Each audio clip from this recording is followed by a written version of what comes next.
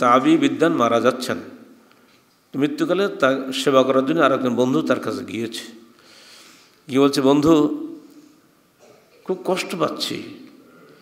তখন এই বন্ধু তাকে উপদেশ, জীবন্ত বন্ধু উপদেশ দিচ্ছে, ভাই দুঃখ করো না, একবার তাকিয়ে দেখো তো রাস্তায় যারা শুয়ে আছে তাদের দিকে, একবার তাকিয়ে দেখো তো যাদেরকে এই রোগ সজ্জায় খেদমত করার মতো কোনো একটা লোকও পাশে নাই।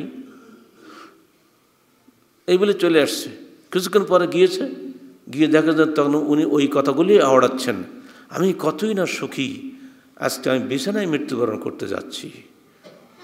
একদম উল্টে গেছে, আমি কতই না সুখী, আজকে আমার মৃত্যু করলে আমার অমুক বন্ধু আমাকে দেখতে এসছে। সুখী নয় কি? রাস্তা তো মানুষ হর হামেশা মরতেই আছে, কেউ দেখার লোক নাই।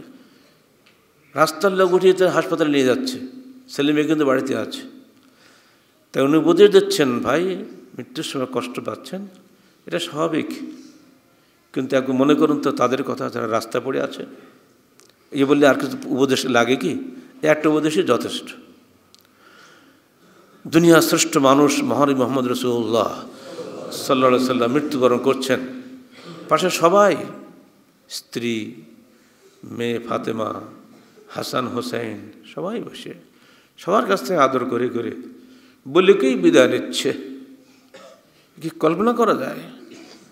হাসান হোসেন সবচেয়ে প্রিয়, কাছে ডেকে নিয়ে আদর করছে, হাত বুলিয়ে। ঠিক সেই সময় বলছে, ওয়া করা বাহ, হায় মৃত্যুর কি কষ্ট। ফাতেমা ভয় ভয় কেঁদে উঠছে। আব্বা, ফাতেমা চিন্তা করো না, আজকের দিনটির পরে তোমার আব্বার আর কষ্ট হবে না। অর্থাৎ একটু পরেই তিনি ঢলে পড়লেন মৃত্যুর কোলে। ফির রফিকিল আলা, ওই যে আমার সর্বোচ্চ বন্ধুর কাছে আমি যাচ্ছি বললেন, রুহটা বেরিয়ে গেল। মৃত্যু নিঃসন্দেহে কষ্টকর। যদি নবী কষ্ট হয়, আমাদের কষ্ট হবে না? এগুলো ঠেকানো কোনো উপায় নেই। দুঃখ বেদনা হাসি কান্না সব কিছু নিয়েই এই দুনিয়ায় চলতে গেলে আপনাকে সুখী হওয়ার মাপকাঠি একটাই, যেভাবে তকদির নির্ধারণ করা হয়েছে তার উপরে ভরসা করা।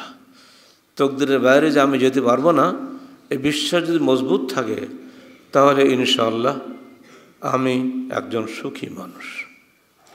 আর যদি তকদিরকে অস্বীকার করেন, আপনার চেয়ে অসুখী মানুষ দুনিয়াতে নাই।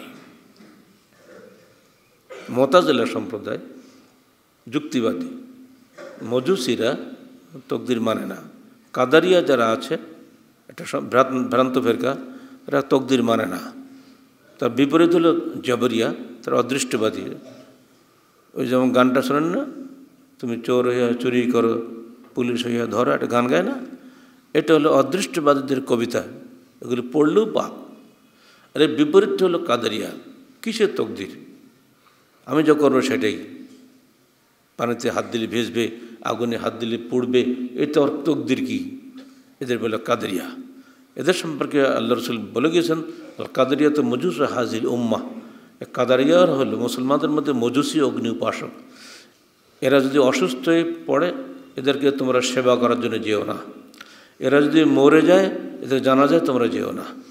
যারা তকদিরকে অস্বীকার করে, কঠোর ভাষায় আল্লাহ রসুল আমাদেরকে নির্দেশ দিয়ে গেছেন।